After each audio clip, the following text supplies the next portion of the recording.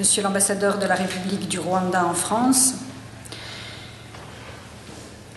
Monsieur le représentant du groupe des ambassadeurs africains en France,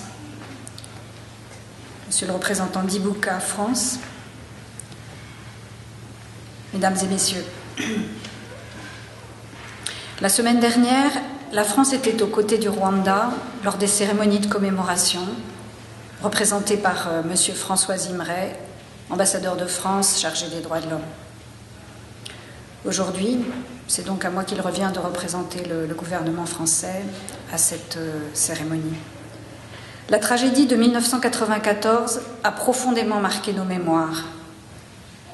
Comme l'avait dit le président de la République, Nicolas Sarkozy, lors de sa visite à Kigali en 2010, ce qui s'est passé au Rwanda est une défaite pour l'humanité tout entière, qui oblige la communauté internationale à réfléchir à ces erreurs qui l'ont empêché de prévenir et d'arrêter ce crime épouvantable.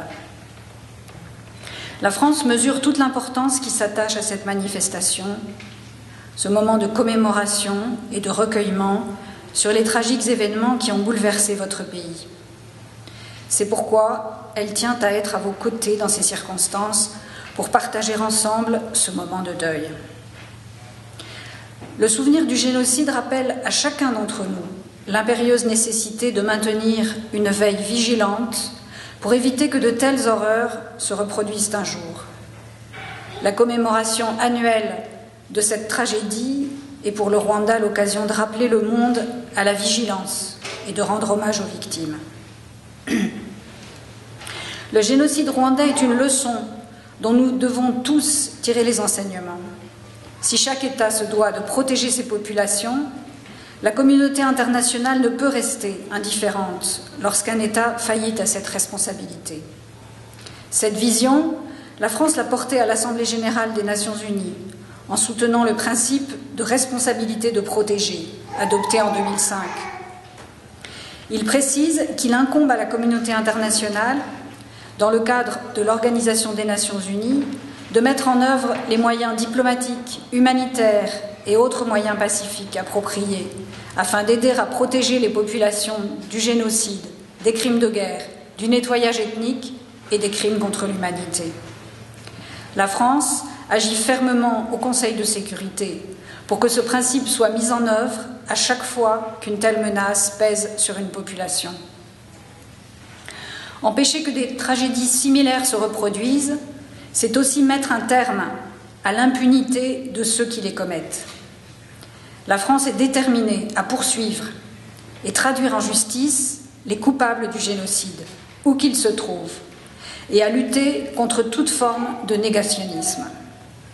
Elle est activement engagée dans la lutte contre l'impunité, en coopérant avec le TPIR et dans le cadre des procédures ouvertes en France. Elle a également œuvré à la création de la Cour pénale internationale qui doit permettre de juger tous les auteurs de crimes, de génocide, de nettoyage ethnique ou de crimes contre l'humanité. Le premier jugement rendu par la Cour il y a quelques semaines envoie un signal à tous ceux qui seraient tentés par de telles horreurs. Le monde ne vous laissera plus faire. Nous devons aujourd'hui continuer à soutenir le travail de la Cour et lui donner les moyens de poursuivre tous les auteurs de ces crimes. La France est fermement engagée aux côtés des juridictions pénales internationales et le restera.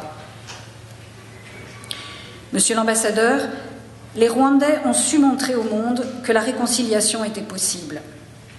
Lors de sa visite à Kigali en 2010, le président de la République française avait exprimé son admiration pour tous les Rwandais, pour votre capacité à reconstruire ce pays. Soyez assurés que la France se tient aux côtés du Rwanda pour l'accompagner dans son développement et souhaite renforcer les liens d'amitié et de confiance entre nos deux pays. Je vous remercie.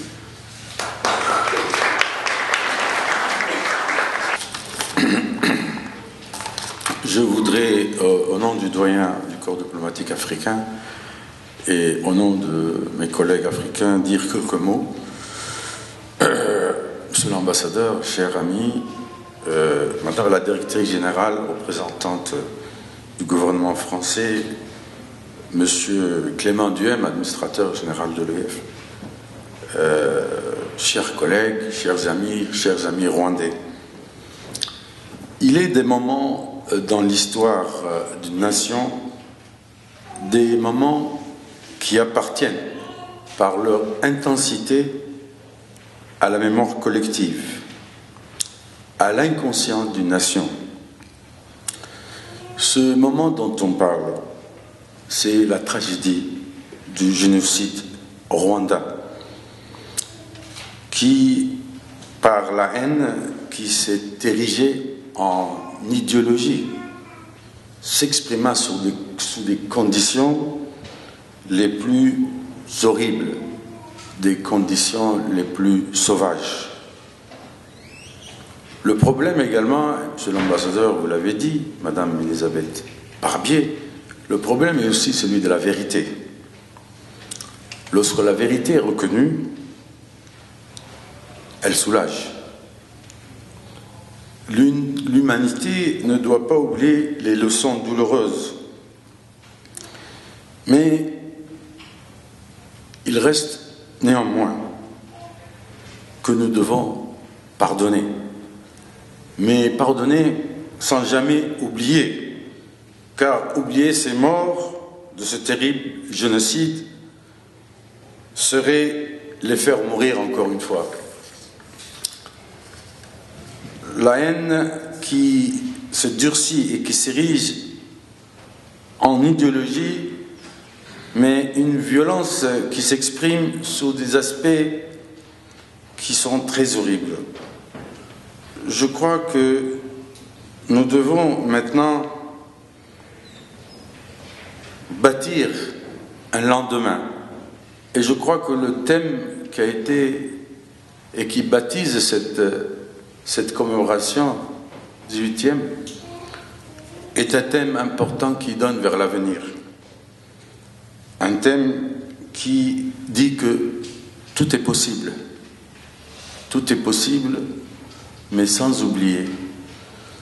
Tout est possible parce que la vérité doit être dite. Merci.